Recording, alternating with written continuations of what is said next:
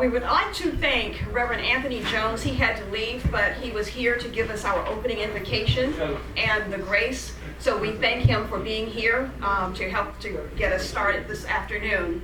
We would also like to take this opportunity to thank Mr. Alexander Tomlin, otherwise known as Mr. Buddy, and Mr. Jimmy Johnson for preparing our food, along with a wonderful, absolutely wonderful hospitality committee that we have here at the center. I don't know about you, but I thought the food was absolutely delicious. I got up on those vegan burgers. They were totally great, so thank you all for that.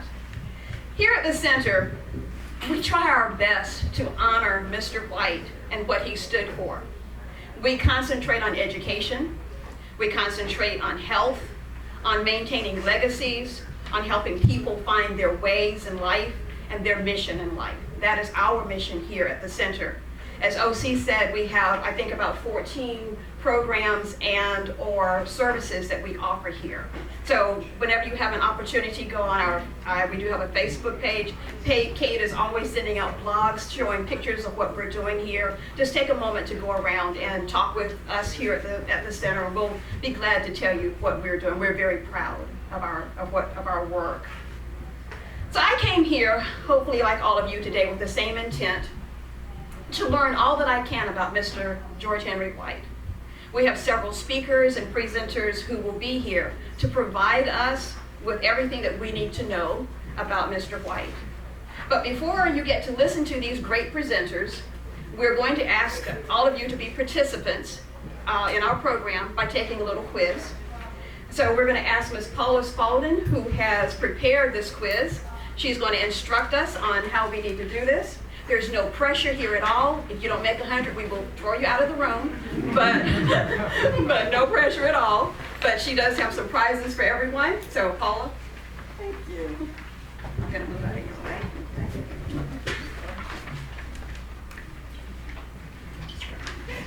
Good afternoon, everybody. Good afternoon. This afternoon, hopefully you will find this not hard, but something cute, something good to do.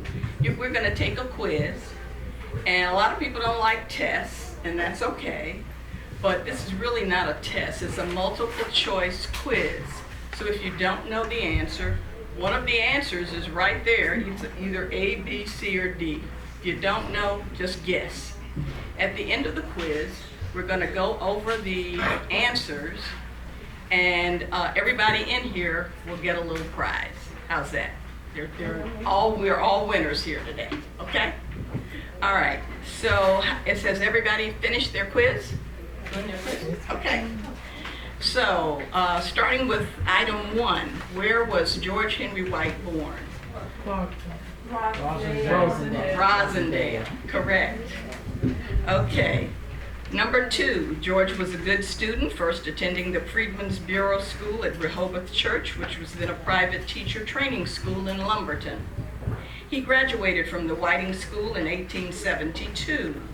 The next step for George was college. He began his college studies in 1874. Which college did he attend? Howard University. Hey, you all know a lot. Okay, Howard University. That's where I went to school. Woohoo! Okay, number 3. What accomplishment is White most famous for? Being elected to Congress, being the last black congressman serving during Reconstruction, which ended primarily through gerrymandering, or he established Philadelphia's first commercial savings bank. This is kind of a trick question. B. B is correct. Now, C is correct as well. He did establish Philadelphia's first commercial savings bank, but he's given credit for being the last, as the most important and the biggest reason that he's famous is because he was the last black congressman during Reconstruction before it ended primarily through gerrymandering. Okay, so B is the correct answer. Number 4. White contributed to what town being established and is recognized for having done so? Whitesboro, New Jersey. That's it. And I went to Whitesboro this time for 4th of July weekend for the first time. and it's quite a lovely place. I highly recommend it if you haven't been.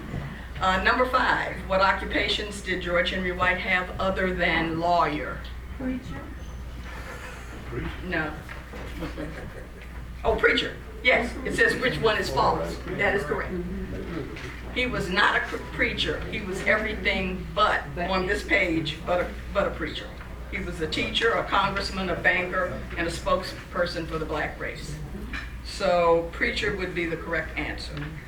Number 6, why did White get run out of office in 1901? And this would be a true or false question. Because he was the first to introduce an anti-lynching bill which carried the penalty of death, and many whites did not approve of what he was doing. Is that true or false? True. True, that is correct.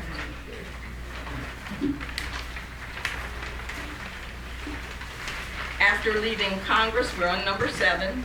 Which of the following things George White accomplished are untrue? It's only one. Created the George White Land Development Company, or B, in early 1906 he moved to Philly where he established that city's first commercial savings bank, or in early 1900 he sponsored a bill to make lynching a federal crime punishable by death, and the bill passed the House. Which one is untrue? Correct.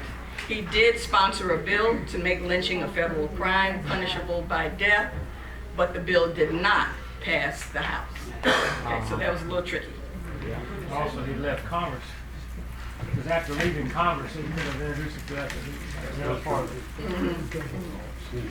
it. Yeah. Number 8, true or false? After finishing college at Howard University in 1877, White worked as a school teacher and a principal in New Bern while studying the law under a former Superior Court Judge, William Clark. White was admitted to the bar in 1879 and then opened a law office in New Bern, North Carolina. Is that true or false? True. So anybody put true down? You got it right. Number 9, true or false? George White is credited with creating and developing an all-black town in New Jersey in 1902, which was named after George White, and it was also named Whitesboro. True or false?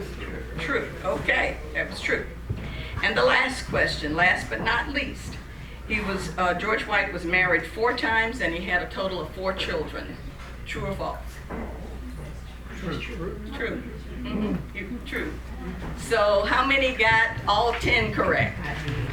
Very good. All right. Stedman got 10 right. Anybody else?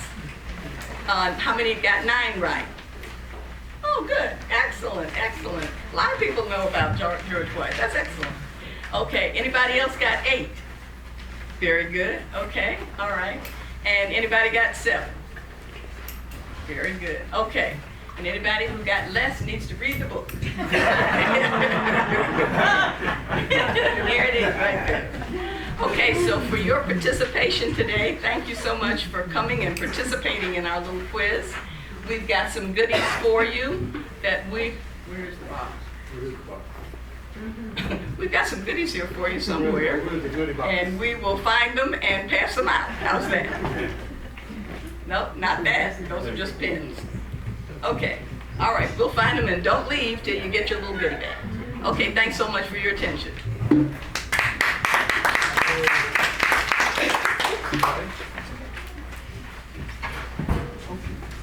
Thank you, Paula. You're welcome. That was a lot of fun. I don't know if you're like me, but there's a lot. It showed me there's a lot I need to know. I need to learn. So Google is about to become my best friend. For those who know me, know that I have a few loves in my life. Some of those loves are love of music, I love history, and I love finding quotes and sharing them with anyone who wants to listen to me. So true to course, I found some quotes to share with you guys today. I found this quote, and it really, really did speak to me. And it says that education is for improving the lives of others and for leaving our community and the world better than we found it. And this was stated by Marion Wright Elderman. This quote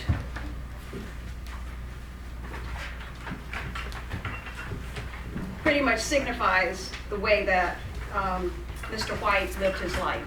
He believed in educating people. He believed that people would find their better selves by becoming better people. And we can become better people by learning more and doing more. Because as they say, when you know better, you do better. And so Mr. White was born in 1858 in the small community of Rosendale, here in Bladen County, North Carolina. I was born in Columbus County.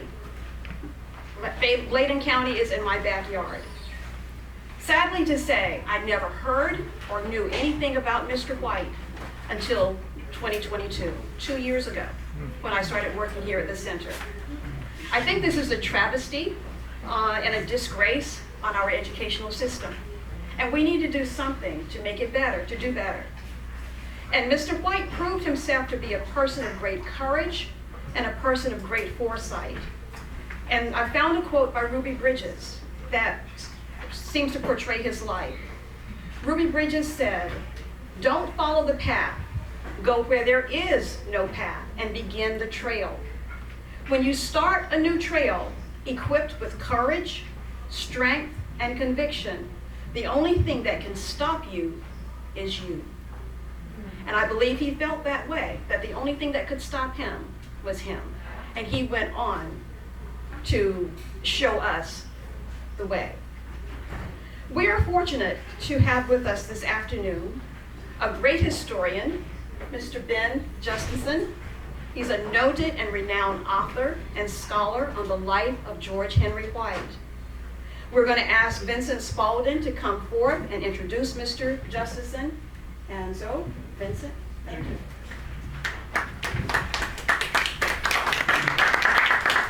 Thank you, Jill.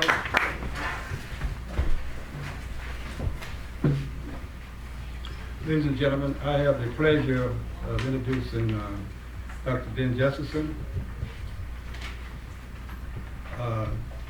Ben is from Pembroke Pines, Florida, and he's the editor and author of a specialized post-Reconstruction story of political history of George Henry White. He's a former journalist and businessman, a graduate of the University of North Carolina, Chapel Hill, holds a PhD in interdisciplinary study from Union Institute University in Cincinnati, Ohio. As a Foreign Service officer, he served in the United States Department of State as an administrative officer at the Embassy in Jamaica. He served also in Denmark, Singapore, Latvia. His first book, George Henry White, The Even Chance of the Race of Life, published in 2001, was nominated for the Pulitzer Prize in biography. It was reprinted in print in 2012. So he is a forward by B.K. Butterfield, former United States Senator of George Henry White. This is a copy of the first book. This is just the first book. Then, most recent book is entitled Forgotten Legacy, William McKinney, George Henry White, and the Struggle for Black Equality, published in 2020. Other books include Broken Brotherhood, The Rise and Fall of the National Afro-American Council, 2008, and in his own words, 2004, collection of George Henry White's writings, speeches, and letters. His articles have appeared in the North Carolina Historian Review and Washington History publications. Beverly currently works as an editor. His wife, Margaret, is a native of Jamaica, West Indies. His daughter, Frederica Spencer, is a marketing professor at the University of North Carolina, Chapel Hill, and he has 3 grandchildren. Now that I've mentioned all of the customary traditional things you say about a person when you're introducing them, now I want to say the things you say about a person when you know him well, consider him a personal friend and supporter. I first met Dan in 2013. We were both living in Washington, D.C. in the Northern Virginia area. He was doing a book signing for his first book entitled George Henry White, An Even Chance in the Race of Life. And he presented information about his book, which was very interesting. And he did a book signing during that time. That was in 2013. The reason I decided to go to downtown DC to attend this book signing is because I previously heard about the book from some friends and relatives who were originally from Bladen and Columbus County. They indicated when I was visiting them in Philly that there was a book that contains a lot of information about Bladen and Columbus County, where we were born and raised, and the guy, George Henry White, who Ben Justesen will be sharing information about in a few minutes, and his motivation to do research and write several books about him and his contribution to society. Additionally, I want to say that Ben Justesen has been a major supporter of George Henry White Center since this building was donated by Dr. Milton Campbell and his sister Wanda Campbell Clay to establish the George Henry White Center. Specifically, Ben has done a book signing here for one of his many books. He has been a guest speaker here in support of activities at the George Henry White Center, and he published a feature article in the News Reporter, that's the newspaper in Columbus County, regarding the establishment of the George Henry White Center. I think that I've said enough about him at this time. It's a great pleasure. I present our guest speaker for the day, Dr. Ben Justesen. Thank you for that very kind introduction, Vince. You've been my good friend for more than a decade now, and you still say nice things about me. That's the mark of a good friend. And Paula, that was a terrific quiz. I'm going to make you my TA the next time I teach a class.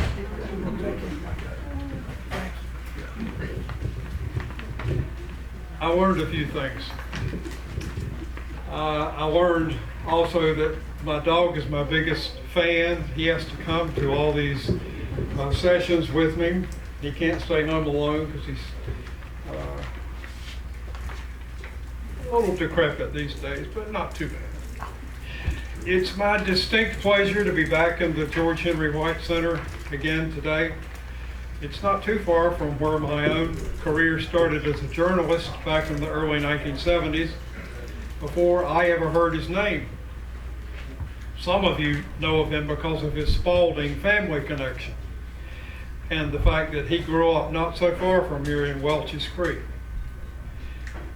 I first learned about him in 1975 when the North Carolina History Museum opened an exhibit on former black congressmen.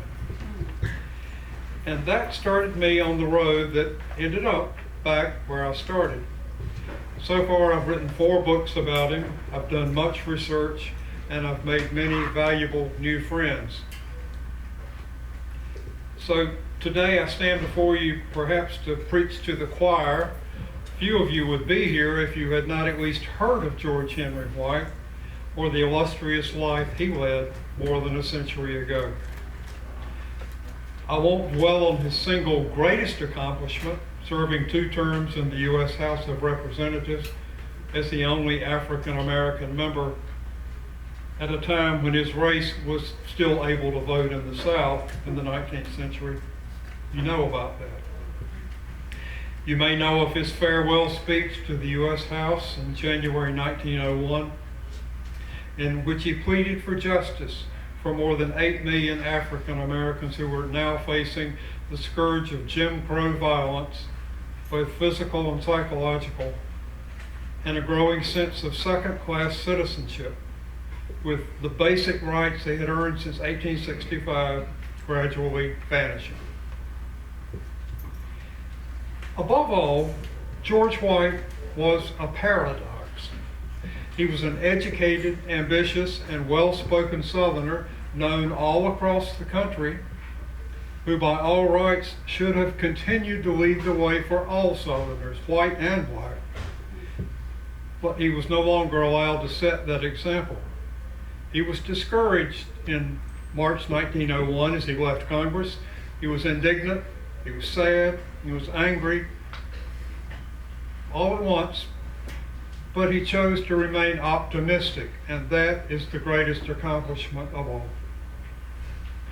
Now, he had watched North Carolina voters lose the single most sacred right of citizenship, the right to vote, because they were illiterate, which in some cases was true, but of course their exclusion had almost nothing to do with that. It was the color of their skin and the fact that they were voting for the wrong party, Republicans, which George White was. Illiterate voters were supposed to be subject to this new law, but many of them got a free pass because they had white grandfathers who'd been able to vote in 1867. Now, very few African American voters were allowed to use that pass because they lost the vote in 1835, but that's part of the history course that I'm not going to give you today. Those who remained in the South, that time 90% of Americans, black citizens, were still living in southern states. They were still free, but only just barely, only in the technical sense of the term. They were no longer slaves, but they were now no longer citizens in any meaningful sense. The Congress refused to intervene despite George White's pleas. The Supreme Court, in its infinite wisdom, did nothing to remedy it. So much for history repeating itself. Now, for George White, this new era was a terrible catch-22. That's Joseph Heller's popular phrase for things that you can't anticipate but always reverse what you're trying to do. He told the New York Times he could still live in North Carolina, but he could not expect to be treated as a man here. He was one of the most highly educated Americans of either race, but his right to vote depended upon a small group of white men deciding whether they wanted him to vote or not. He had once been a wealthy lawyer in North Carolina, among the wealthiest early black lawyers in the state. He had even been an elected prosecutor, served for 8 years. But he knew that he could not work as a lawyer anymore because no one would hire him. He'd be lucky to find employment as a manual laborer in the new North Carolina. So he chose instead to live where he could still earn a living. First in Washington, D.C., where he lived for 5 years after leaving Congress, and then moving to Philadelphia in 1906. In part, he wanted to be nearer his new town of Whitesboro in New Jersey. His own George White Land Development Company had built the town, and many Columbus County residents moved to become the first residents of Whitesboro, New Jersey. Some still live there, their descendants still live there. But in truth, he saw Philadelphia as his land of opportunity. Now, this was 30 years after he first lived there, while he was still a student at Howard, and he was working at the Centennial Exposition of 1876. In just 12 years in Philadelphia, he accomplished as most men might in an entire lifetime. He had a flourishing legal practice. He founded the city's first black-owned commercial savings bank, the People's Bank. He was a civic leader, was a trustee of the Berean Institute and the YMCA, and he continued to have a vibrant career as a Republican Party leader. In 1916, he became the Pennsylvania's first alternate statewide delegate to the Republican Presidential Nominating Convention. He was a charter member of the city's new chapter of the NAACP in 1913. And in 1917, just a year before he died, his last appointment came as assistant city solicitor for the city of Philadelphia. Now that's a lot, but believe me, there's more, but I won't keep you here all day. Of all his achievements, I think Whitesboro was the crowning star in his personal constellation. because it was a refuge for black pioneers who were fleeing oppression in the New South. It was a place much like where you are today, provided recreating the environment of his own childhood, things that he learned at the knees of his stepmother, Marianna Spaulding White, in Columbus County, next door. It was a place which brought him a vision of peace and allowed him to share that dream with others.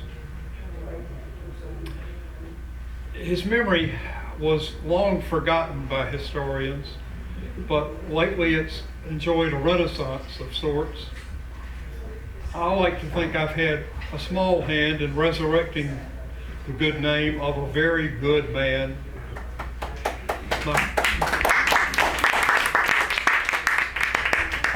My books have at least filled in the blanks, but the truth is, he didn't need much from me.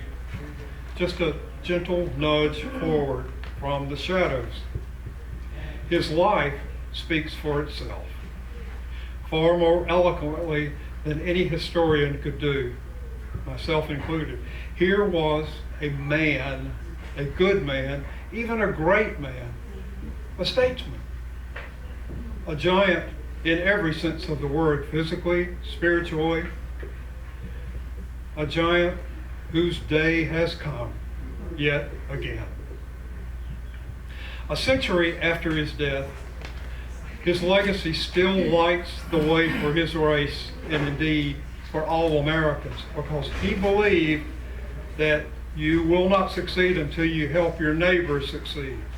You will not be a complete man until you help your neighbor complete his manhood, her womanhood. You must be an example, regardless of race or background, by lifting themselves up, by helping each other, which is what the center is all about, helping your neighbor, by joining together and refusing to let any circumstances block your rise.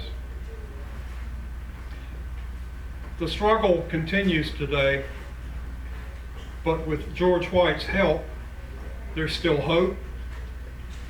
In 1913, he promised to write a codicil to his will to say the fight will continue after I'm gone. I can't verify that. I've never been able to find his will, but I believe it. And I think that George White's spirit is here today. He's reaching out to each of you to say, I helped you by helping myself. Now, you help others and help yourself at the same time. It's, again, my pleasure to be here, and I'll answer any questions that you have. I think my dog would probably like to ask the first question. Is that right, Benji? Since when do I go outside next? What would you like to tell? What would you like to hear? What would you like for me to tell? Come on, don't be shy. Yeah, I'm gonna start it off. What's your motivation to write the first book on George Henry White? Repeat the question again. What was my motivation for writing the first book on George Henry White? I kept waiting for somebody else to do it, thinking he was such a good subject, somebody had to write the book. I waited 20 years and nobody had written it, so I said, well, I guess it falls to me. And I discovered one interesting thing about George White. He and my wife had the same birthday, not the year, but December 18th. But that took me 15 years after I met her to put the two together. One day I was saying to her, happy birthday, and she said, Ben, you know who else's birthday it is, don't you? I looked at her for a minute, like this. Yeah, they can't hear you in the other rooms unless you speak into the mic. Okay, so I'll have to. Uh-oh. I tend not to yell. Okay, questions, please. Just ask them now. Make my day. Yes? I received emails from you periodically dealing with history. Could you tell us how we could sign up for those, to get those emails? What's the process that we need to do? Is this my Substack that you're talking It about? must be, I think, yeah. Yeah, I'd have a free writing account on a website called Substack.com. If you want to sign up for it, you just go Google my name and Substack, and it will call up our website. This is a combination of things about Black history, my history, everybody's history. And so you'll see me changing subjects every week. Yes? From what I read, I don't think he was a congressman from this area. Where was he congressman? This district in North Carolina. He was living in Tarboro at the time, which was the 2nd district. He had moved there because it was part of the original judicial district where he had served as a prosecutor. And his third wife, Coralina White, was from Tarboro. So he decided to move there when the state legislature gerrymandered the entire 2nd district and took Craven County, where he was living in New Bern, out of the district. In order to run from that district, then he had to move to Tarboro. And Jim Wrenn and the Phoenix Historical Society and Mavis, you have made my life so complete by helping me learn more about Tarboro. I spoke in New Bern in 2001, and I was sitting in the bed and breakfast in New Bern getting ready to go home, and I got this frantic telephone call from a man I'd never heard of saying, "Would you come to Tarboro and speak?" And I said, "Well, of course, it's on my way home." So I did. The rest is history. Ben, can you speak to the other 3 Black congressmen that served from the 2nd district, known as the Black Second, right? That's correct. They were John Hyman, who was elected in 1874, James O'Hara, who was elected in 1882 and 1884, and Henry Cheatham, who was elected in 1888 and 1890. Henry Cheatham, coincidentally, was George White's brother-in-law. They were married to sisters from the Cherry family in Tarboro. And they were good friends until they weren't friends anymore. And then they finally became friends again. They got into a dispute over who should be the nominee for Congress from the Republican Party in the 2nd district. That Black district was created by the North Carolina legislature in 1872 or 3 in order to funnel as many Black Republican voters as they could into one district so they would not be able to vote anywhere else. They didn't expect the succession of Black congressmen from the 2nd district.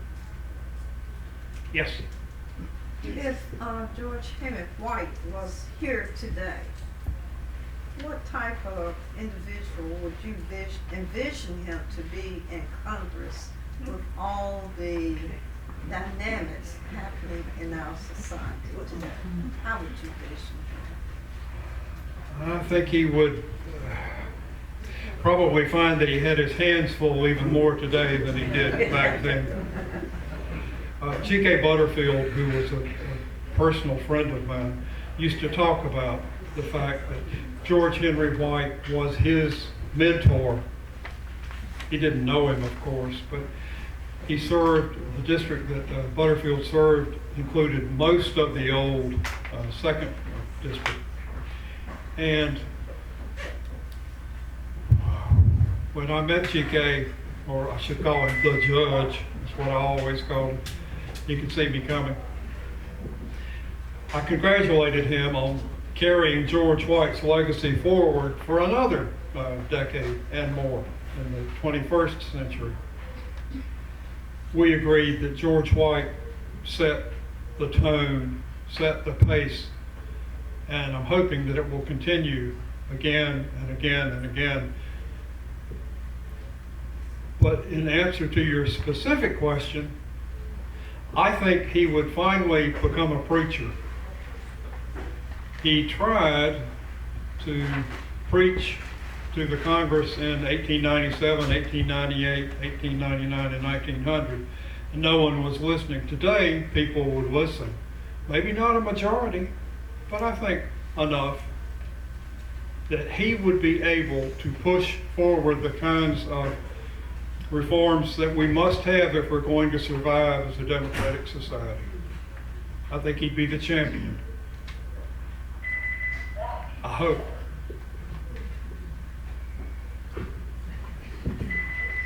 I think you've asked all your questions. You can always find out my email and send me a question if you have one. It's been a pleasure. Thank you.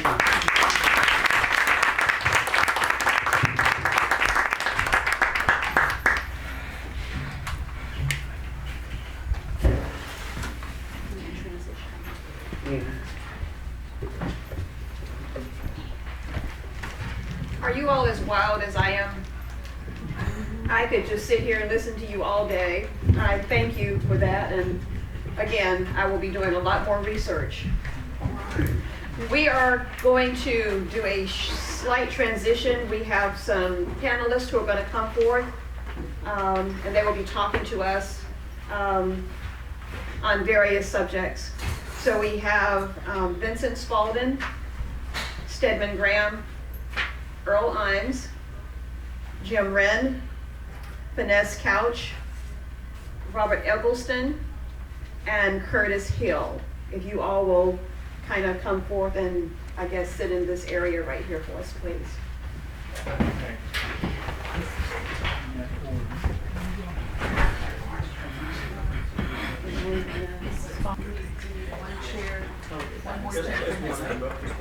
Oh, we have a chair.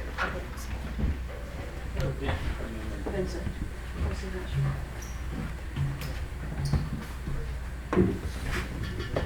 How many of you before today knew anything about Mr. White? Okay. How many of you knew a whole lot about Mr. White? How many of you are learning today about Mr. White? I'm with you on that. Okay. So we have a very distinguished group of speakers and presenters. One of the things that I have learned about Mr. White was that he was a lifelong learner, that he was a lifelong scholar, and he was a lifelong teacher. B.B. King summarized it best when he said, "The beautiful thing about learning is nobody can take it away from you." And Mr. White never allowed anyone to take away or diminish his knowledge. At this time, we're going to ask each of our panelists if they will tell us who you are. If you have any items, tell us what those items are. Tell us about your mission and the purpose of the organization that you are representing.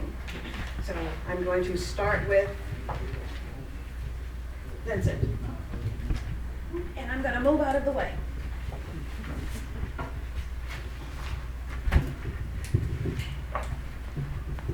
Thank you, Carol. I'm Vince Spaulding. I want to start my remarks by welcoming everyone to the George Henry White Center.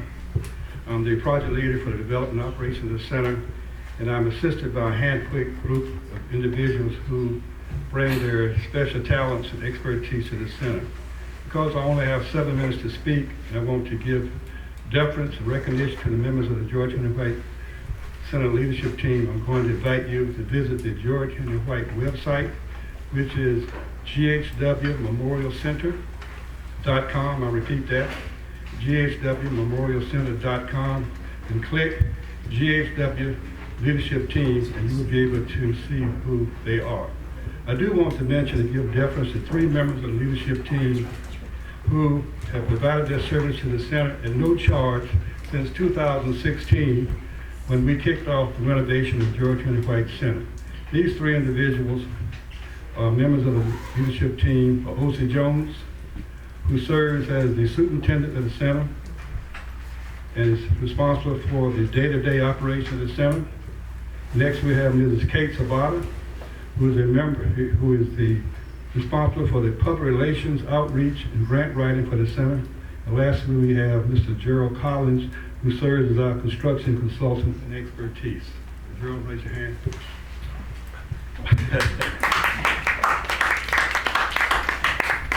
The George Henry White Center was established by the Benjamin E. Spaulding Descendants Foundation to establish a living memorial honoring Congressman George Henry White in his birth county.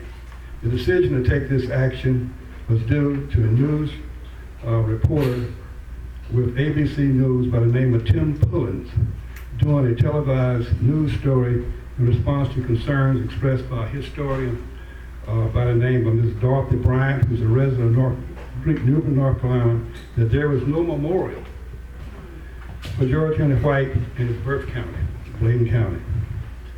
So that was the reason we decided to do this center. That was the catalyst. The operation of the George Henry White Center and the White legacy of empowering all people. It serves as an education center where people of all ages, abilities can attend classes on health, computer skills, management, community empowerment, and more. It serves as a venue for public meetings for the service of others. It connects citizens to agencies and businesses to gain new resources and opportunities. The George Henry White Center makes all of its educational programs, facilities, services available without regard to race, color, sex, creed, religion, ancestry, national origin, age, disability, sexual orientation, marital status, political affiliation. This center is open to the needs of all people. The buildings and restrooms have been modified to make them handicap accessible with approved handicap rails. The George Henry White Center is open to the needs of the entire community. I will close by saying that the George Henry White Center is a 501(c)(3) operation established for educational, literary, and charitable purposes. Contributions to support the center are tax deductible, and we are under the IRS 501(c)(3) authorization, and they would be very much appreciated. And we do have a box outside where you can drop your $20 or $100 bills in that box. And we do have a slideshow regarding the development of the Operations Center, which if there are time remaining, we can show that slideshow showing the construction phase, showing the operational phase, the training phase. I'll complete that remarks with what I just said, and I think Stedman next.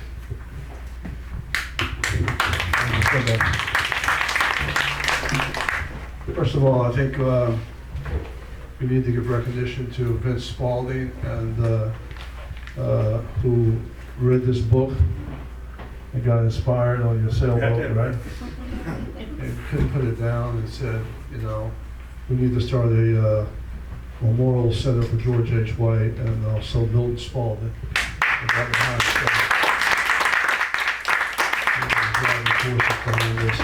Continue to do that. I am a resident of Whitesboro and a part of the Concerned Citizens, which the organization was created for the betterment of Whitesboro, dedicated to social and economic development of the residents of Whitesboro and Middle Township, New Jersey, led by Bernie Blanks. And so we've been working together over 36 years in that community. And we started off with a reunion, which brought people together. So the idea was to be able to bring people together that lived in Whitesboro, that were residents of Whitesboro, all back during Labor Day. And during that Labor Day, we would have cookout, we would have entertainment, we would have speakers, we would have all kinds of events. And so that we've been doing that 36 years. And we also have a home club there. We started John Robeson Golf Tournament, which was actually yesterday. Summer camps, scholarships, giving out a lot of scholarships, probably more than any other organization in that county has given out in terms of residents of Whitesboro, and also not just Whitesboro, but the township itself. We have a pantry where we serve food there. We have expansion of the community center, which we put a significant amount of funds into to build out. This is all in cooperation of also the county itself and the county officials, so we work very closely with them, the mayor and council members and all of that. Street lights, we didn't have street lights when we started this project. Sidewalks, we didn't have sidewalks. We didn't have running water, nor did we have sewage. So we were able to make that happen and for the betterment of the citizens of Whitesboro. So again, this is a part of the legacy project that is connected to the George H. White Center here, which is really wonderful. And he's an unbelievable man as well as visionary, and we continue to try to self-actualize his own vision of what he wanted. Thank you very much.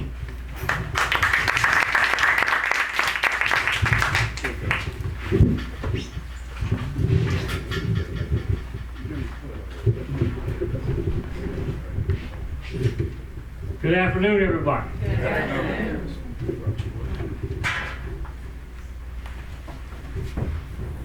My name is Jim Wrenn. I want to bring you greetings from the members of the Phoenix Historical Society, African American History of Edgecombe County, and also our president here, Mavis Stith. And first, before I go into my bullet points, I want to thank Ben Justesen for answering that phone call from that stranger in 2001, who was our inspiration for getting our Phoenix Society started. And I think it was in 2012 that Vincent Spaulding reached out to us and came to our George Henry White Day in Tarboro, and we partnered together with the Spaulding Foundation on this George Henry White projects ever since. So we're very honored to be here, and hats off to what you've done here at this center.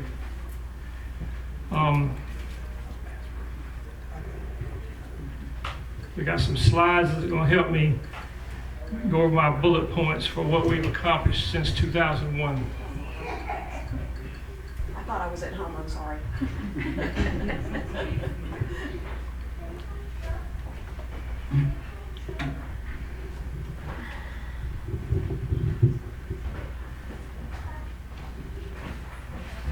The Phoenix Historical Society was founded in 2001 with the mission to recover, record, promote the history of Edgecombe County, North Carolina, as experienced by its African American community.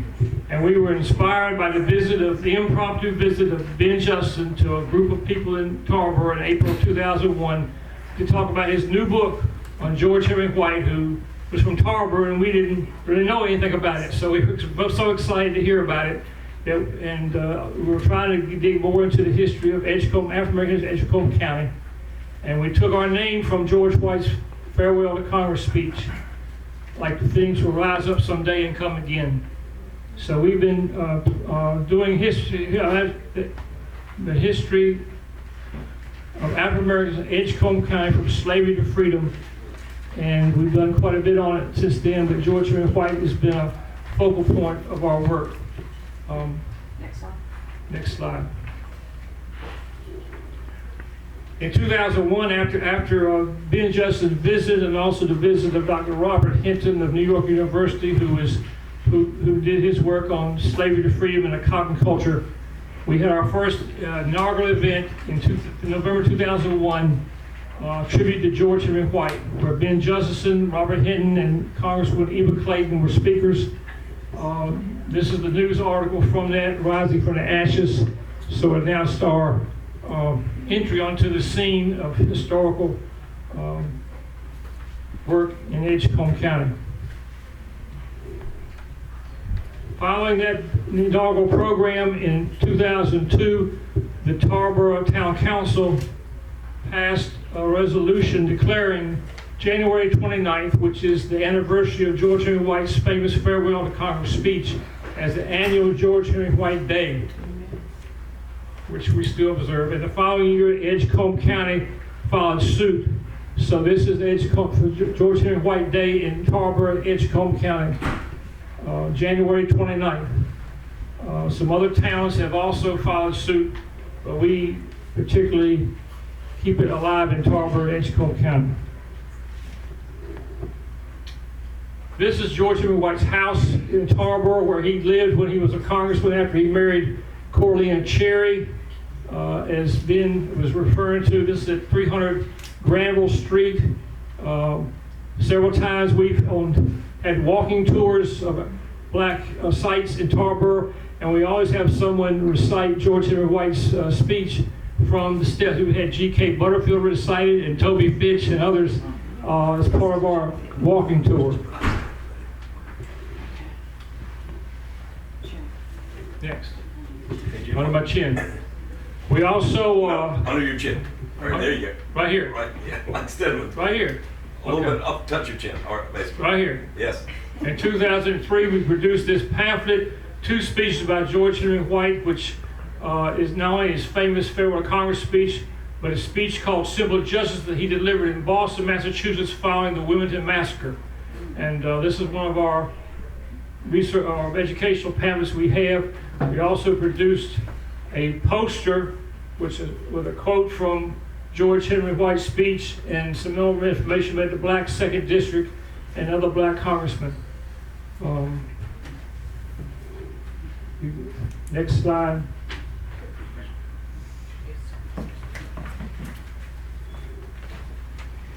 On George Henry White Day of 2005, the Phoenix Historical Society unveiled a portrait that was painted by local black artist Richard Wilson, and it was unveiled in the Edgecombe County Courthouse Superior Courtroom to recognize the fact that he was, George White was for 8 years the solicitor in the 2nd Judicial District, the only black district attorney in the country at that time.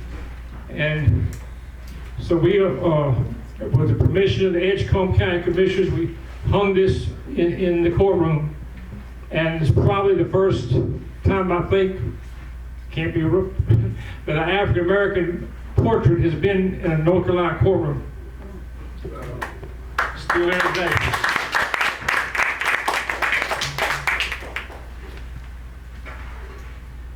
The following month, February 2005, the Tarboro Post Office was named the George Henry White Post Office Building by an act of Congress with the help of Congressman G.K. Butterfield. And this is George Henry White Post Office.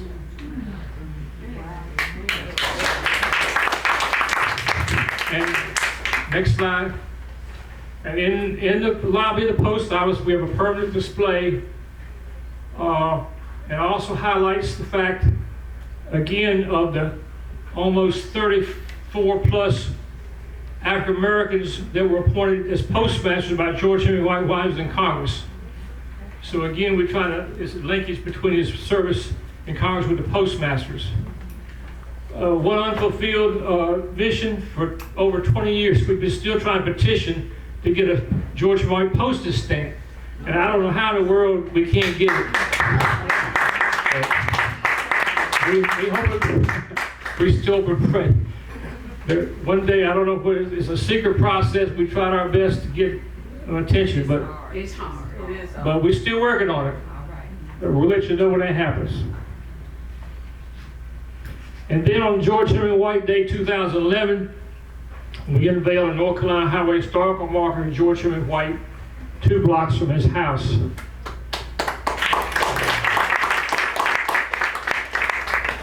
I have to tell you one story, but when we first tried to get this marker, they said, well, we've already got a marker of George Henry White in New Bern. I said, wait a minute now. He was in Congress from Tarboro. They said, we don't do but one per person. So we did some research.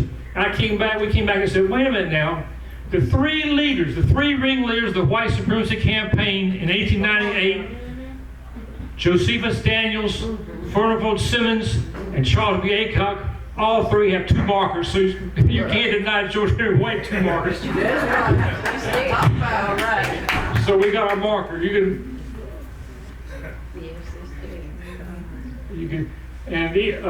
do it again. Eva Clayton was there to unveil it. I believe. Next slide. And then you can do one more slide. These are members of George Henry White's, relatives from Pitt County. And we are here. Oh, wow. Okay. Very good. Thank you so much. Glad I put that slide in there. Okay. Now, next. Every year, we have the audio of the George Henry White documentary, American Phoenix, produced by Latesmith Productions. It's broadcast on local radio every year on George Henry White Day. And this is you can see a advertisement there we put in the post office advertising the what time it was going. It was played twice that day on January 29th. And we have had the cooperation of local radio station to do that every year. We also had last year the Rocky Mount City government cable station played the video documentary as well. And that's you next one. Okay, and these are the points that I've gone over. This is what the Phoenix Society has done to continue the legacy of George Henry White in Tarboro and Edgecombe County. Right on.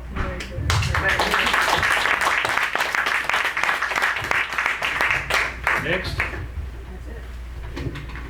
Thank you for your help with the slides. Who's next? Earl? Earl's next, I think. The Bar Association.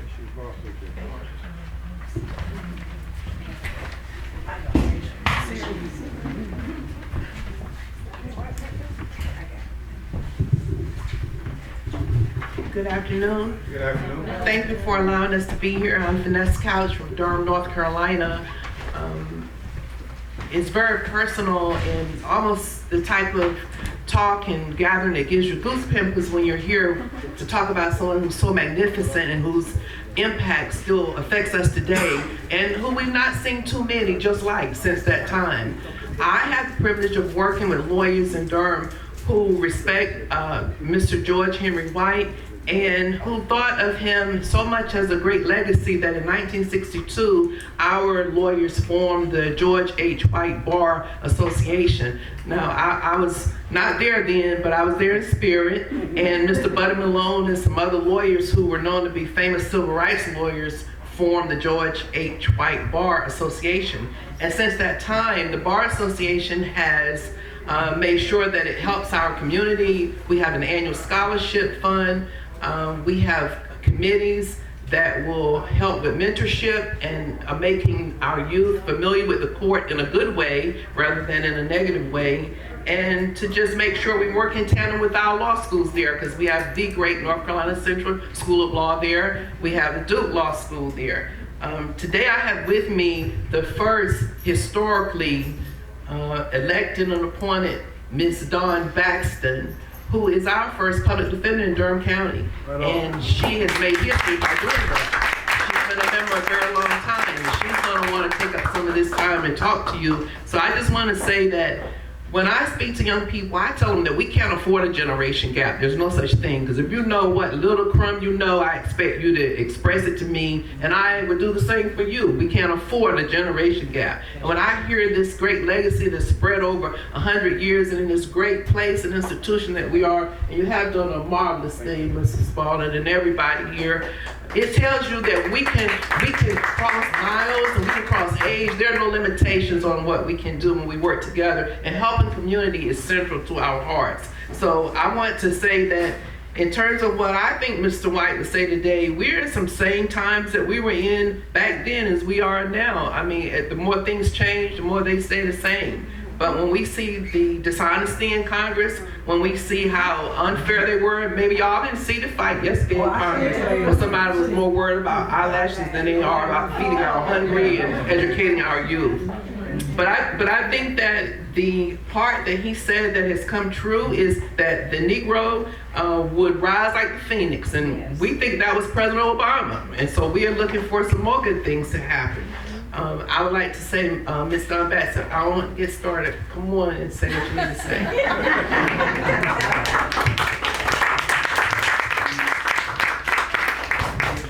Good evening. Thank you for having us here.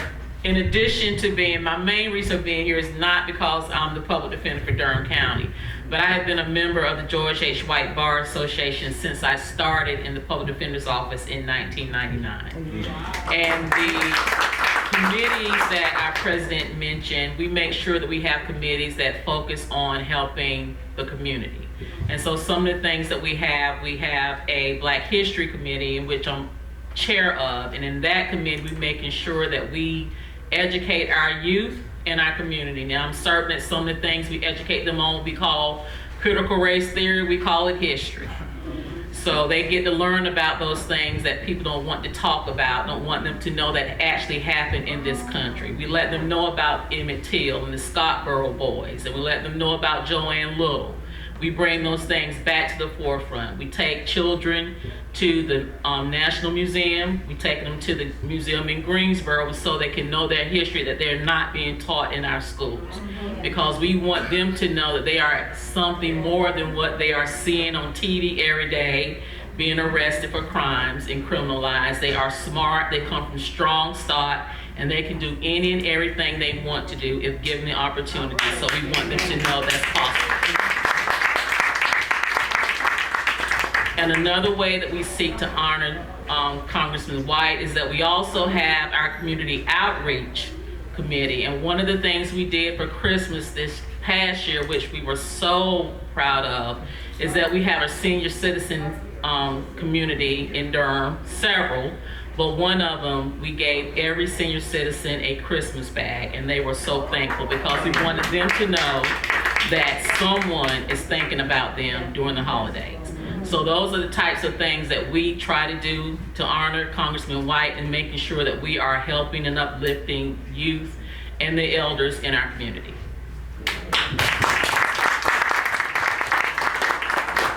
We want to thank you.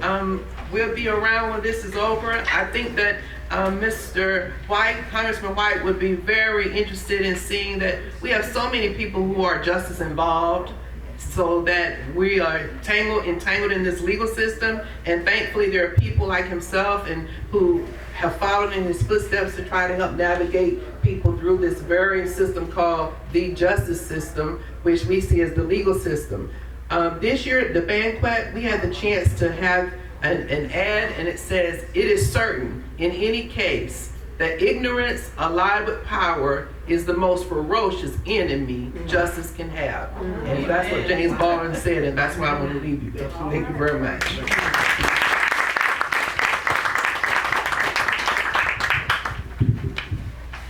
Thank you very much. Phoenix Explorer Society, Ms. Baxton. Vince, thank you for everything you, OC, and especially the ladies have done here. My name's Earl Ijames. I am a farmer and a historian, and going back to the days when I got involved with Congressman George Henry White, I was an archivist at the State Archives of North Carolina, and I got my hand on Ben's book when it first came out, and I was a legislative archivist at the State Archives, keeping the biographies of legislators.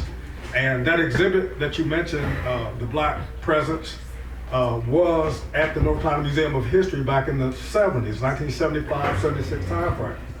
And I saw that exhibit as, well, I didn't see the actual exhibit, but I saw the remnants of that exhibit as a young archivist. And it sparked my interest because coming up, I had not learned anything about our Black legislators during Reconstruction. And a lot of that I did learn was literally on the job at State Archives. And so while, I'll tell you how interesting how the Lord works. While I'm researching Reconstruction era Black Republican legislators, we get a call, hey, Dr. Ben Justesen is coming to us. I just read this book, this is out of sight. I got a whole bunch of stuff I want to talk to him and share with him about. But among other things, I tell people this, Ben, is that it sparked me to continue to research that led to this exhibit that you'll see over here, or parts of that exhibit that is, which is a reconstruction exhibit, almost extrapolated from that first exhibit. And so for many years, I researched not only our 4 black congressmen, John Adams Hyman out of Warren County, and Henry Plummer Cheatham, and George Henry White, and James E. O'Hara out of Halifax County. But also, I'll share with you that we had in our state 124 elected black state senators and state representatives between 1868. And I say black in quotations because as we look around the room, some of us are different hues of black. And back then we didn't call ourselves Afro-American or African American or black even. Sometimes we called ourselves colored. And that goes back into our history. And I'll put an asterisk beside that number, 124, and I'll tell you an interesting story why. In the 1868 Constitution Convention was largely framed by the black Republican legislators who insisted, among other things, on having the level of education that we enjoy now in North Carolina. The privileges of education, which is part of a landmark case, now the Leandro case, that was inserted by the black Republican legislators. But during that process, there was a Republican legislator in a county close to here, Duplin County, who was described as really light-skinned, green eyes, and swarthy hair. And we've all seen people like that. And one of the Democratic newspapers called this person the N-word. During the 1868 Constitution Convention, they literally got into a fight on the floor at the state capitol.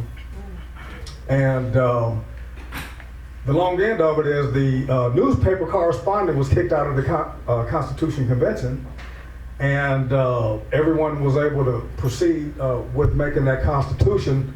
But the short end of that story is that the person, the legislator who's mentioned, waffles back and forth between mulatto, white, black, mulatto, white, black. So we still have this ongoing research, but I say all this to say is, fast forward, Jim Wrenn, I've had the opportunity to work with Finesse Historical Society in Tarboro, and when that marker went up, I had just come from the archives over to the museum, North Carolina Museum of History, and I went to the State Historic Highway marker folks, and I said, we should get a marker in Bladen County for George Henry White. And they said, there's no way that we're gonna do a third marker for George Henry White. Good try, Earl Ijames. And so I said, well, Jim, why don't you come to the museum and do a presentation during our annual African American cultural celebration, which the Finesse Historical Society did about 20 years ago. And we showed the film and had a great time. And not long after that, I think that's when Vince and I met. And Vince says, I heard you are in a little bit of historic preservation. I said, I love historic preservation because it creates equity in our community. It's a way, this building and the historic preservation investment has not only created wealth for this space, but this community. And wealth beyond monetary means, but just to have a function like this was not possible before this historic preservation. So in 2015, I think it was, 2015, Vince came by my farm in Johnson County, Pickney, came down here and looked at the house and said, this is a great house. It's perfect. And we started talking about a historic preservation plan, and Vince says, and finally, Congressman George Henry White is gonna have some recognition in his birth county. And so it's been a mission for mine in particular to help restore this and make it the space that we have now. But if I could come back to the curator historian in me, this place was filled with artifacts and documents and photographs, literally. And we came in and Vince and I and Olsen, we started going room by room looking at items. And I think we got your grandmother's blueberry tray. Sure did. No, that's Milton. Milton. Yeah, what's Milton? Right here. Yeah, Milton, we got your grandmother's blueberry tray, the sweet potato basket, and your toy top. that you used to play with, and took all those items to the North Carolina Museum of History that are now artifacts. And so I think it was right before the pandemic, we had the opportunity to put the sweet potato basket on exhibit, and I did a sweet potato exhibit, because you'll probably know our state. If you don't know, you'll know today. Passing through here, all the sweet potato fields. Yeah, our state leads the country in production of sweet potatoes. Now, I used to say the world, but they're doing something in China that's outside of the bounds of agriculture. So we're gonna stick with and Bladen County, Columbus County is right at the center of that. So to have an artifact like that to reflect that material culture, and for me, I'm also curator of African American history and agriculture as a farmer. It's really great because I want to always interpret the agricultural history that we're so prominent in this state. And so it was a real opportunity to get those items and put those on exhibit, and then continue to boost the story of George Henry White being adopted by the Spauldings, educated and so forth. And so if I can fast forward, I think it was around 2019 or 18. My hometown is Winston-Salem, and I'm a 7th generation Ijames in North Carolina. And I like to talk about genealogy, do a lot of genealogy, help people do genealogy. So I was invited by the Forsyth County Library in Winston-Salem to do a Black History Month program, 2018 or 19, I think it was. And no doubt, no less at the library of the elementary school where I went to school in Louisville, North Carolina, which is serendipitous. I was having visions of having an afro all over again. And then I met another guy who had a hairdo kind of like mine who came to the show. And he says, I love that presentation with you. So we got into a good conversation and we exchanged information. And not long after that, we did another presentation, and the fellow, he called me, Robert Egleston, he called me and says, Earl, I am the great-grandson of Claude Kitchen. Yeah, One great-grandson of Claude Kitchen, and that almost caused my afro to grow back. I said, really? I said, what do you have? He says, I have this picture. And it was given to Claude Kitchen by Congress when he left as the chair of the Ways and Means Committee in Congress in 1990. But give me one sentence on who Claude Kitchen is. Yeah, I'm gonna get to that. Okay. I'm gonna get to that.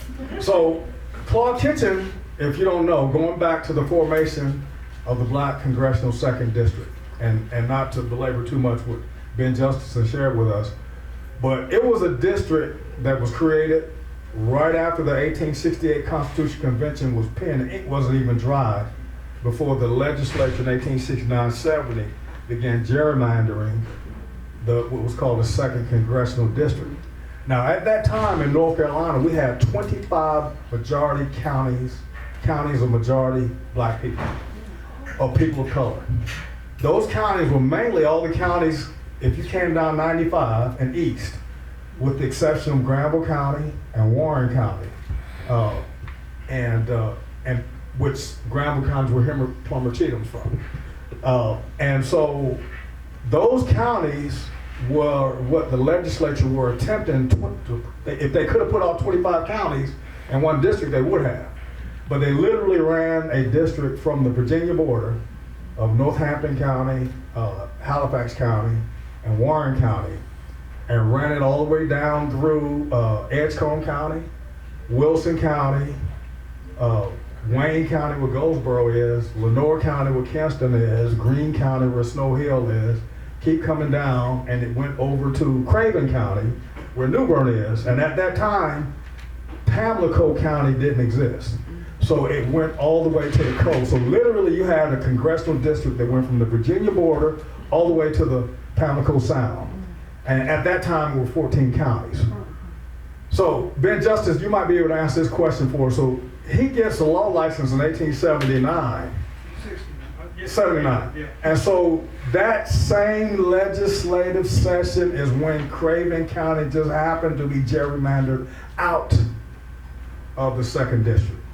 And I don't know if they had an eye thinking that this brilliant guy's gonna run out of Craven, we need to take this out. And what we're gonna do, we're gonna double down and cut off Pamlico County and create a second county in this district so that it's gerrymandered out.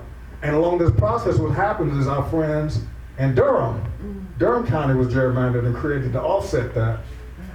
Also, it was done to lop off the most powerful black Republican legislator, James Henry Harris, who was basically the founder of the Republican Party in North Carolina. He was a Wake County state senator representing Raleigh in the western part of Raleigh. So effectively, they took him out by taking his district away and creating Durham County. And so he leaves and goes to Washington, D.C. afterwards. But the point is that here we are now with a 14 county district that's been convoluted between 1870, 1880, and 1890. And the first representative in this majority black district was a man named Buck Kitchen, who was a former Confederate colonel who managed to get elected because of infighting among the Democrats. Literal mudslinging and talking about your mama stuff was what was going on. And so that cost the Republicans that first seat. And so a former Confederate officer, William Buck Kitchen, actually wins that seat. So fast forward, there are 4 black congressmen, as I mentioned, that come down through that district with Congressman George Henry White being the last of those. And so in 1901, after George Henry White did not return to North Carolina, as Ben Justesen stated, the run-up for the Democrats really were to get this majority black district that turned out that one of Buck Kitchen's sons, Claude Kitchen, one of the participants in the coup d'etat in Wilmington and the benefactors, actually wins the seat. So his outcome, his benefit of the bloody coup in Wilmington was to get the seat of George Henry White. So when Robert told me Claude Kitchen, my antenna went up, my afro came back out. I said, hey, we got to get together.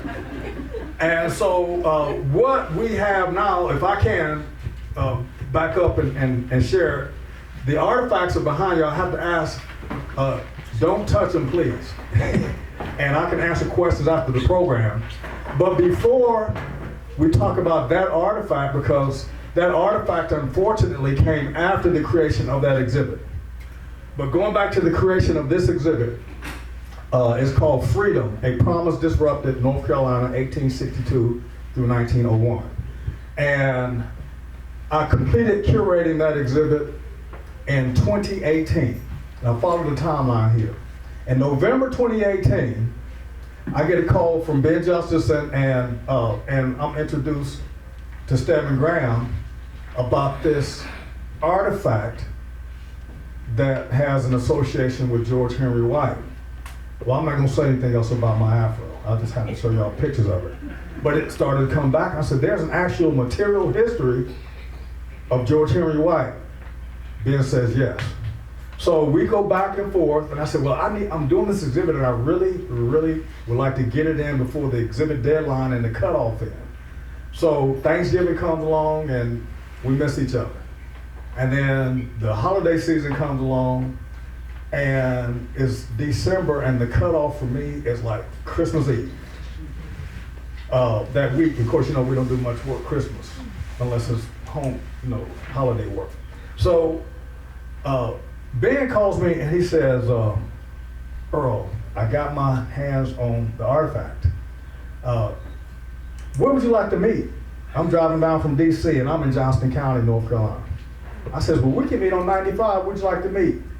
He says, there's a nice Bojangles in Smithfield. I said, that sounds great. That sounds like a great place to do business. So we met at the Bojangles in Smithfield, and he brought this artifact, and guess what the date was? December 18th. December 18th, 2018. Now, that's his birthday. Is that also the same day he passed away? No, he passed away 10 days after. 10 days after his birthday. Okay. But it was 1918. So, get this. We get the artifact December 18, 2018, the same month and week, 100 years after he passes away, and I get it into the exhibit. Literally, I got it. I took it up to the museum, registered with all the paperwork, and my registrar literally, she says, Earl, you just barely made the deadline. I said, you won't believe this artifact. And I started telling her, and my conservative people that's so used to me going off on these artifacts, I said, this is good, this is an artifact. You got it registered, it's gonna be in the exhibit. But I said all that to say is, that artifact is the ceremonial sword of George Henry White when he was the president of the Odd Fellows, the Prince Hall Masons. And he actually was given that in 1890 in Asheville, North Carolina, as part of that ceremony. And it just stoked me because it's right in the middle of when he's solicitor and all this stuff, and it's just really good stuff. So we got it on exhibit, and we had the exhibit going, and the exhibit opened, as I mentioned, during COVID, but we had so much of a good response that it extended after COVID. And then the exhibit went traveling, and so the exhibit has just literally returned to the museum, and believe it or not, I received a request from Shaw University last week to put the exhibit up at Shaw University for Juneteenth in 2024 this year. But part of the exhibit and part of the panels that you see here will also be on exhibit at the North Carolina Museum of History in Raleigh on June 13th, 2024, when Mr. Stedman Graham has graciously agreed to come back to the museum and give us a keynote presentation about, you'll have to come to the museum to see. But the artifact will be on exhibit then. And I will tell you, it has been literally to the Smithsonian in DC and back. And my thoughts are that artifact is a rock star and it's going to be seeing a lot of attention. So for me to get an artifact or a document and a photograph to corroborate all of this history and research that we do is what I do to help piece it together and put events together like this. But I don't want to take up too much of my time because I want to also invite Robert Egleston up, because Robert has been a real champion in this effort to recognize George Henry White and to share these artifacts and stories, and it even gets better. He came today with Claude Kitchen. Now let me back up. So Claude Kitchen actually served in Congress in 1901, 1923. His brother, William Kitchen, W.W. Kitchen, was governor of North Carolina in 1909 and 1913. So we're talking a powerful set of folks. So Robert has been courageous because he has gone literally against the tide to bring these artifacts out. So he comes today and he says, Earl, I got another artifact for you. And so he's brought it, and I'll let him share it, but what it is a piece of china that shows the Claude Kitchen house in Scotland Neck, North Carolina, which is in Halifax County. So without belaboring it and further ado, I would like to introduce to y'all Mr. Robert Egleston.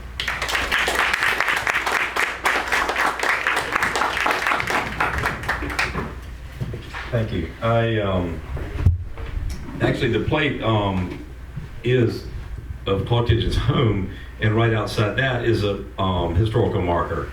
We actually, a cousin of mine that I discovered through all this process, who is up in Indiana, and 41-year-old white woman who is an African American literature expert at Ball State University in Muncie, Indiana. She petitioned along with her sisters to get that historical sign of my great-grandfather and her great-great-grandfather, get that changed. She got a letter from the historical, what is the name of it that does the sign? Historic highway markers. Historical highway markers. Got a message from them that they were willing to change it and put context in there that he had been a party to the white supremacy campaign. Then all of a sudden the town of Scotland Neck, a bunch of my cousins, they started calling me. They said, have you heard about this? I said, oh yeah, I'm a party to it. They didn't like that much. And so it turns out they raised such an uproar that they sent her another letter saying, oh, our new policy is that unless there's something factually wrong on a marker, we won't change it. And there was nothing factually wrong because it said he served in Congress and chaired House and Ways, and so anyway, we're quite disappointed on that, but that marker is right in front of that house. I'm Robert Egleston. I live in Winston-Salem, but while I was in Wrightsville Beach a few years ago, I loved going to the old books on Front Street, which is just crammed full of books, and I told the woman there who I tried to get to come here, but she said she had to be at the store today. I said, really what I'm interested in is not just history or Civil War. I'm interested in late 1800s, early 1900s, when George Henry White was in Congress and all that. And she goes, well, you know about the Spaulding Foundation, right? I'm like, no, what is that? So she wrote down what she knew. I found him online. I made a phone call. Vince Spaulding answers the phone. And honest to goodness, every time I reflect on that conversation, I think about the grace that he gave me from the instant that I said, I'm the great-grandson of the man that stole the seat of your ancestor. And I say stole the seat because when you're party to an organization, the Democratic Party, that once they got back control of the state legislature, they wiped out about 96% of the black voters. Now women, this was late 1890s, women were still 20 years from getting the vote, but they wiped out 96 or 98% of the voters. And the way they did it was poll taxes, literacy clauses, grandfather clauses, as Ben mentioned. And so he waltzed into the seat, rarely had any opposition, rose up through the ranks and became fairly notable. But I think the interesting thing is, and I discovered this 25 years ago when I started reading about the 1898 Wilmington Massacre. And I think what's interesting about it, I have gathered about 600 books on race, everything from Reconstruction through Jim Crow, through modern civil rights. And I'm actually going to work with Chris Paul, who's from Winston-Salem and wore a Santa suit for my Santa's Helper project when he was at Wake Forest, and create a Chris Paul reading library about that, because he wrote a great book about his grandfather and talks about the injustices through the centuries. So anyway, I just think it's interesting that of those more than 600 books I've got, 87 of them mention George Henry White, but only 53 of them mention Claude Kitchen, who was in Congress for 23 years. George Henry White was there for 4 years. So I think it's poetic justice that my great-grandfather is fading into history while George Henry White's profile is rising. And so it's been such a pleasure, and Paula and Vince adopted me seemingly from the first phone call. Paula didn't know this, but anyway, and to get to know everybody that's involved in this. And I'm involved with, in Winston-Salem, in another interesting story, a guy named Peter Oliver, who was a slave that bought his freedom and orchestrated brilliantly his freedom in 1800. And we're raising money to create a site to honor him. One of the things that I think, the thing I'll leave you with is this is a timeline I think is amazing. George Henry White, there had been about a dozen congressmen in the 1870s, 80s, and 90s. George Henry White was the last one. When he left in 1901, and my great-grandfather took that seat, it was 29 years before another black served in Congress, a fellow named Oscar DePriest from Illinois. It was 71 or 72 years before the next black served from the South, Andrew Young, who is still alive, and I suspect Stedman is a friend of Andrew Young. And then the next black congressman to represent North Carolina was Eva Clayton in 1991. So 91 years, blacks were not represented in Congress.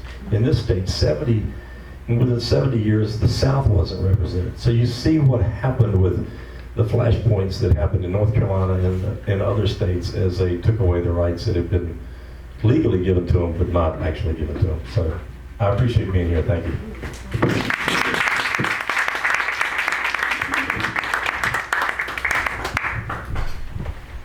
All right, so we've had some distinguished folks talking. That's right. Is that right? Everybody can hear me?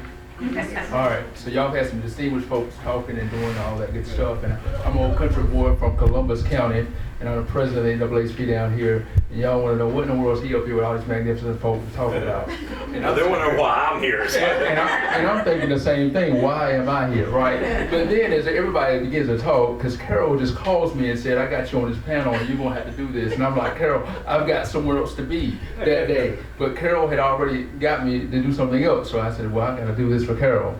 But then when I'm sitting here thinking about George Henry White, I say, what a man. What a man in a moment. The question is, how do we handle our moments? And think about that, and then we're talking about 1898, right? The only coup d'etat that happened in American history. That was successful, right? Right down the road. And then you say to me, why would you be talking about that in Bladen and Columbus County. And I would offer to you that we have the same semblances of those issues right now. And that's where you're talking, and that's where I come to the conversation. You say, well, what do you know about that stuff? Well, I can peer a little bit and history a little bit for myself, and it seems to me that I know something about what they call the Oath Keepers and those kind of situations that are going on around our nation in January the 6th. Yes. Before January the 6th happened, and nationally, we had January the 6th over in Columbus County. And so that's why I guess I'm here, to talk about why it's so important for us to vote, right? And you're thinking about what is it about what's going on in our legislature, whether it's at the State House or if it's here at our local elected officials areas or if it's in Congress. I would offer you that this is our moment to stand. This is our moment to stand for justice, equality for all. Think about it. Think about what America can be, right? What we've experienced, and I'm probably about the youngest person on the panel, I think. I think I am, right? I look at anyway, right? Y'all gotta tell me that at least, right? But if we're thinking about it though, the moment, as we're thinking about all of the other issues that are going on in the world, right? Where would George Henry Wright stand? George Henry Wright would stand for justice, true justice, that's representative of everybody, that be fully inclusive of the world that we're supposed to be, right? That is our inalienable rights. All of us have the same right. He was a great man, right? He believed in economic development, right? We all believe in that too, right? He believed in the power of the votes. And think about it, the NAACP state conference last week, I think it was, we were in Winston-Salem talking about voter ID. So think about these things, about how surgically that folks want to take away the power of the black vote. So that tells us something is some power there within the black vote. It's something that folks don't want you to get together about, to talk about, because they understand how transformative it is in American culture, in American history, right? When folks come together from all parts of themselves together and really talk about what America is, because we built it, right? Our foreparents have done a great job of laying the foundation, but the question is, where are we going to do with it now, in this moment? Are we going to take the baton that God has given us and run our race with it? Or are we going to sit there and let these rights that we talk about so much be eroded? That's the question that we all must answer in whatever position that we're in. We've got to answer this call, how is it that I can make America true America again? Because I would offer to you that this is a moment in history, that this election, right, and we say that all the time, that every election is the most pivotal election in our lifetimes, but for real, this one is, right? Yes. This one really is, because we know what's at stake. We don't want another 1898 to occur. We don't want the erosions of our rights to occur. But then if we also understand history, history teaches us that any time that you have what is perceived African American progress, one always has this white backlash. History tells us that.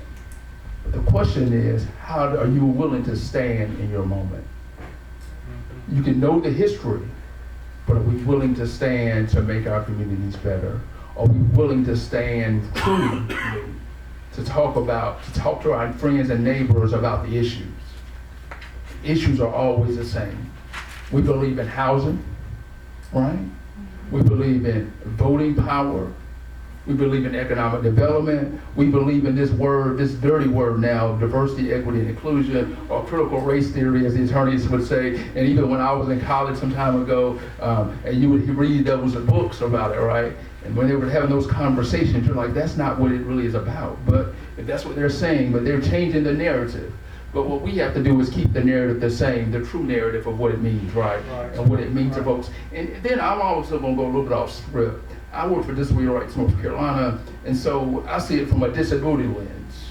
about how the world has to be totally inclusive, right? You might say, why would you talk about it that way? Because it's all of our identities, wherever our identities are, right? How they intersect with us. Because it talks about where we can be. And we have to embrace the thing with American history is, or America is, it embraces everybody's identities. Supposed to, as Carol would say. But I would say it offers that moment. In most parts of the world, they don't have that moment to embrace it. But within the words of the American Constitution, it says those things to me. Despite all that it didn't say, it did say that we're here together to make our world a better place. That means we've got some work to do, some voters to register, some conversations to have. As they're talking about Justesen folks, we've got to talk about them too, their needs. So we've got to come together as a community at this moment to transform our communities. Because this is the fulcrum of which change happens. It doesn't happen in Washington, D.C. The change happens in your local community, right here. It happened when he was born here. And then God's able to send us places that we don't even know. But we have to be willing to be able to be sent. Are we making ourselves able to be sent by God to do his predestined destination for us? That's the question for us today. George Henry White did his. What are we going to do today? Thank you.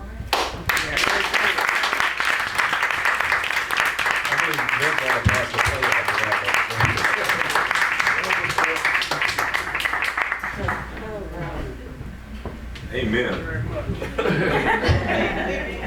I don't know about you guys, but I'm in tears. And I really have goosebumps. I really, really have goosebumps. We're gonna take maybe about 2 or 3 minutes to get Mr. Michael Cowell, get him in. We have a film, a documentary that we want you guys to watch. It is entitled George Henry White, Searching for Freedom. And it was produced on PBS, and if I'm not mistaken, it was nominated for an Emmy. And it's about 40 minutes long, I think. 25. So, 25? 25, okay.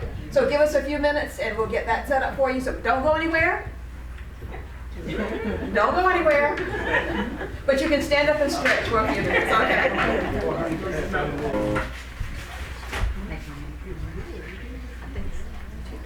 Oh, okay.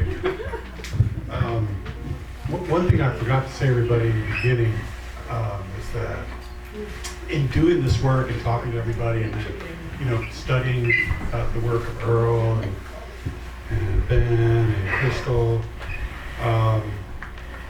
I sort of concluded that, obviously I would never be able to talk to him, this 100 years ago or more, that I think he was, at least to me, I think he really, really loved America. And I think he really, really believed in what this country could be or wanted to be. And I sort of have that same idea. It's the land of the free and the home of the brave. And I guess that's open to interpretation of different people. And I was just going to say that's, if I could meet him, I think that would be what I would hear. Because after all that adversity, he never stops. He never gives up. He doesn't seem to get into, and it's amazing and inspiring. And I was just thinking about what Curtis was saying. Curtis, right? Mm-hmm. Yeah. How he tied it in today as the moment and the historical parallels of, our media, and, all these tricks, they're old as the hills, But anyways, he's preaching the choir, but I just thought.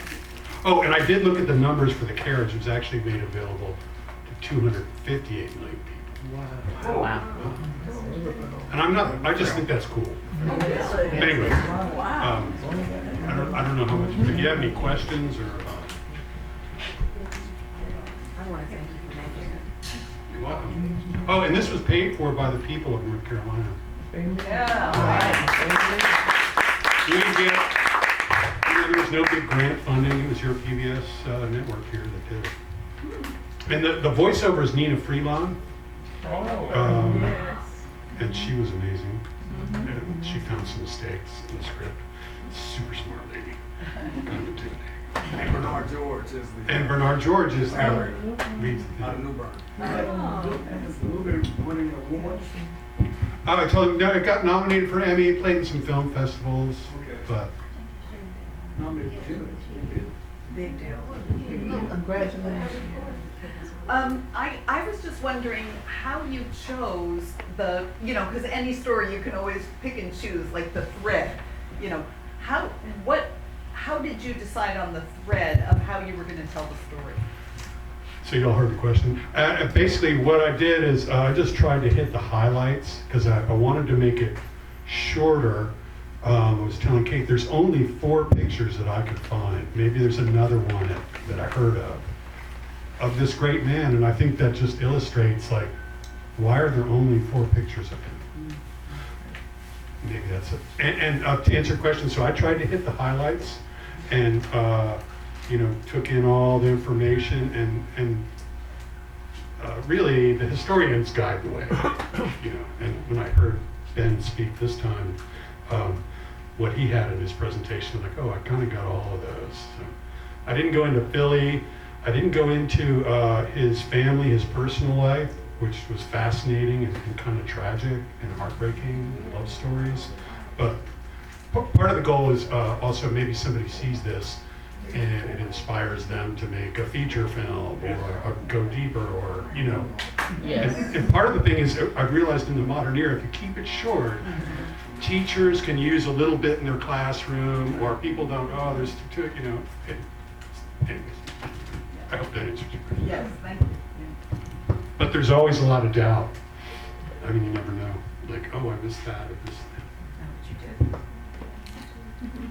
Thank you all. Thank you. Stedman, too. He convinced me about the title. I was going to call it something else. Do you remember that? Yeah.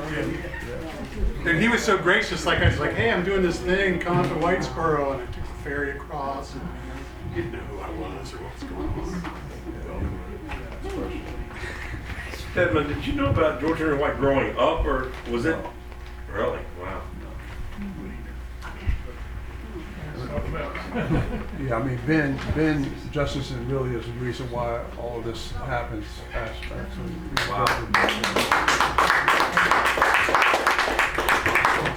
So Ben, we thank you for being the instigator of all of this.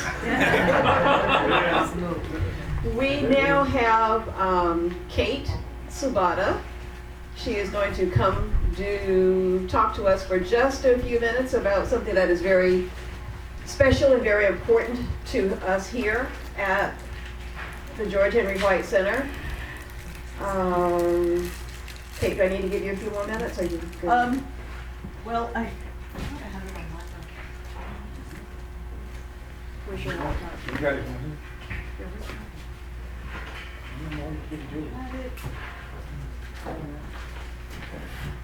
Can you pull it up on here?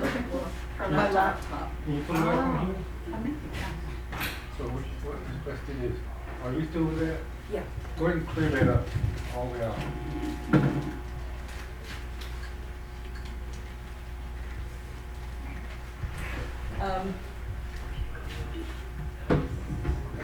Okay, so while we're doing this, first of all, I just want to thank everyone who spoke today, everyone who came, and if you are like me, I'm one of those information sponges, and I'm sure what you have been doing is putting together all of these various pieces of information, and you're getting this mosaic, right?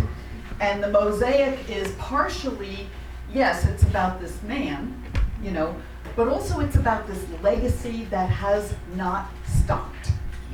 And I had a thought before when someone was speaking, maybe it was when Curtis was speaking, and it was like, when a great man dies, he becomes like particles of him get seeded into other lives. And then we all carry it on, right? So I just wanted to mention that. I think it's just so tremendous that we're here, that we're doing all these things that concern citizens for Whitesboro and the George Henry White Bar Association, and the Phoenix Society, and And the NAACP, by the way, George Henry White was one of the early co-founders of the NAACP in Pennsylvania. All of these things are things that we all can do, okay? And we cannot repeat the mistakes.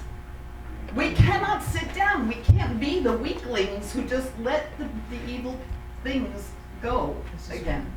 We've got to stand, okay? So, but what I want to share with you now is about something that's called Bubble Up. And we found out about this at the George Henry White Center. It's something that is helping us to organize material and to capture, I don't know about you, but I have thousands. I had over 180,000 files on my computer. That's a lot. It's a lot, right? And I'm just one person, right? So between all of us, I'm sure we all have like, a billion times that many. But the thing is that if we don't have a way for us to easily capture that and share it, what happens to it? It gets lost.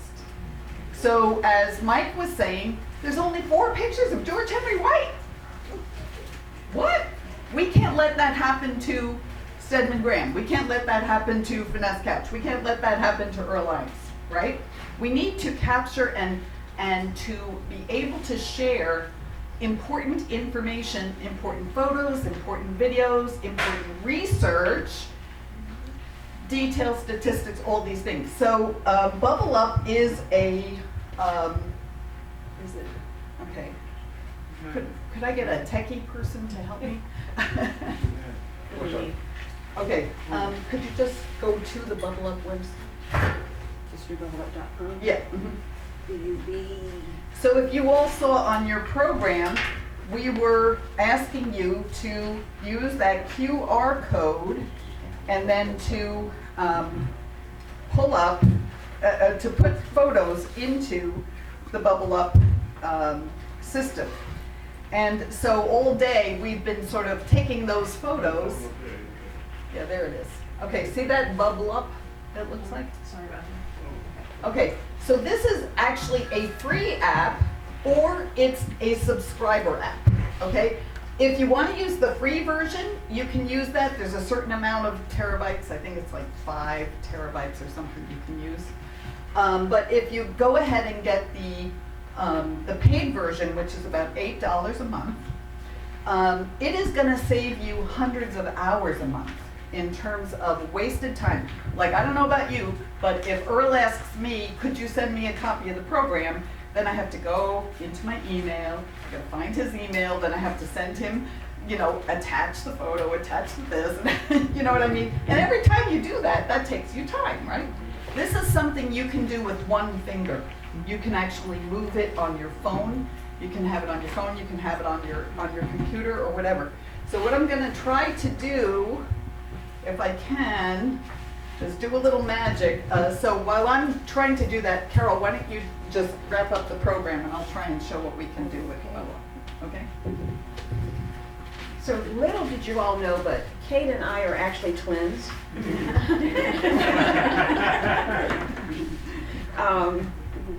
From the time that we met a couple of years ago, we have truly connected. It has gotten to the place sometimes where we can kind of complete each other's thoughts. Oh, wow. Yeah, it's kind of scary. It really is. Yeah, she's strange.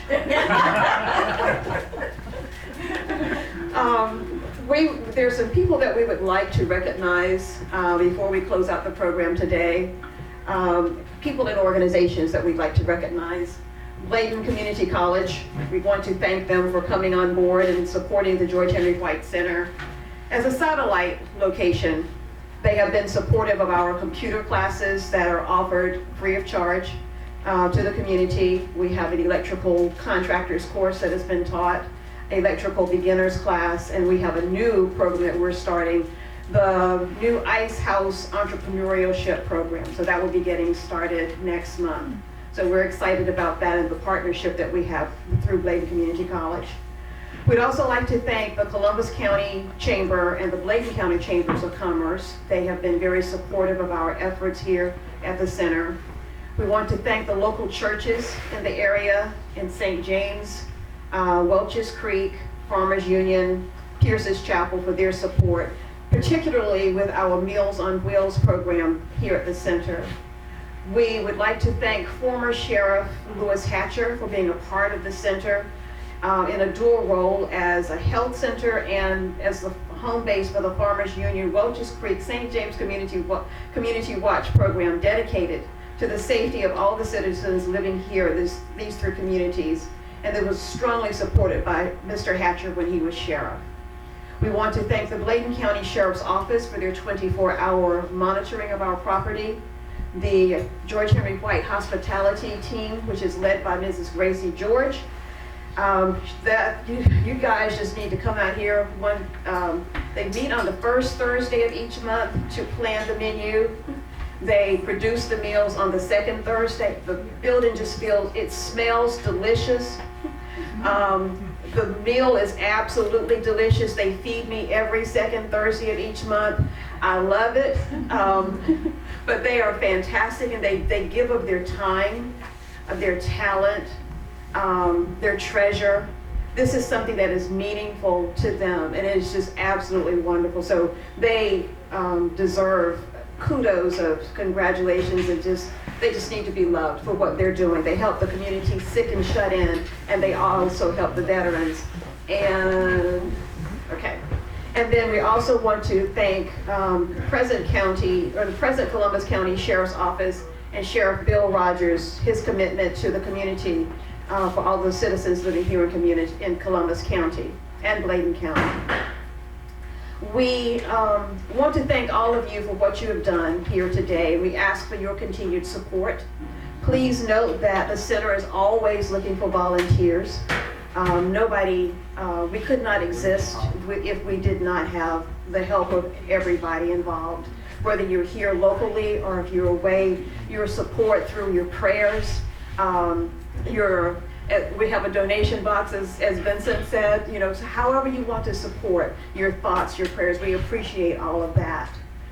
If you haven't had a chance to look through your program booklet, I ask you to do so at your leisure, and share this book with others, because it is just, it touches my heart. I really do have goosebumps. I will not tell you a story on that. And if you look in the booklet, the last speech that Mr. White made to Congress is included in that booklet. In 1900, Mr. White advocated to get a bill passed that would make lynching a federal crime. We've been hearing about that today.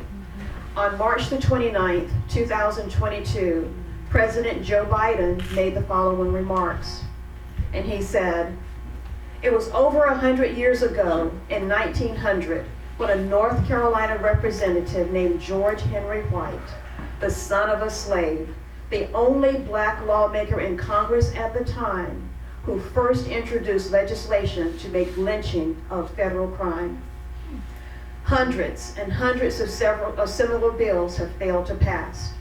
Over the years, several federal hate crimes were enacted, including one that I signed last year to combat COVID-19 hate crimes, but no federal law expressly prohibiting lynching, none until today."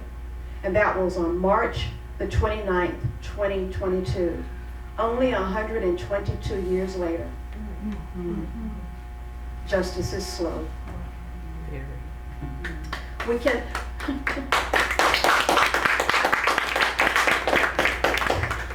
Do you want to take over, Kate, and then I'll just kind of... I think you need to. Okay. Just what I'm showing here is photos that were taken from today, and with Bubble Up you can hit one button and it turns it into either a slideshow or a web page. Wow. Okay, so this is just to give you a visual example, but please keep on the message. And now I have that on my phone, on my Bubble Up app, the same pictures you were just showing. Yes. Thank you. So we can all now share, if you go into the Bubble Up app for today using the QR code that's in the program, you will have all of these pictures and you can add your own. Fantastic. Thank you, Kate. We cannot end today's program without reading the words of Mr. White. As I said at the beginning, I love quotes. And Mr. White said, what he said in 1901 is just as important then as it is today. As he was speaking to Congress, he said, "This, Mr. Chairman, is perhaps the Negro's temporary farewell to the American Congress. But let me say, Phoenix-like, he will rise up someday and come again.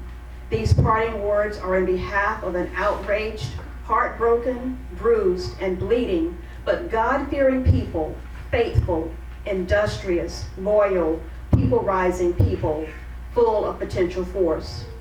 The only apology that I have to make for the earnestness with which I have spoken is that I am pleading for the life, the liberty, the future happiness, and man-made suffrage for 1/8 of the entire population of the United States." Those were Mr. White's words in 1901. We thank you for coming. We thank you for braving the weather today. It's been wonderful. Please come back to see us. Thank you so much.